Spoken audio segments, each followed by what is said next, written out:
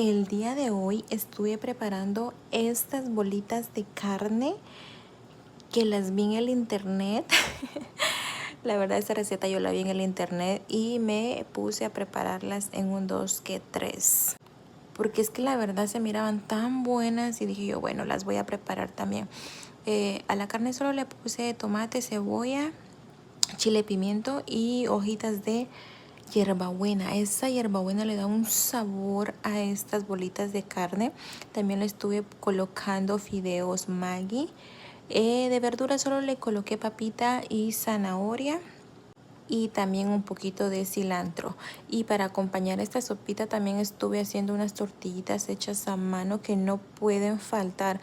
Ay Dios, esta sopita quedó para chuparse los dedos, de verdad.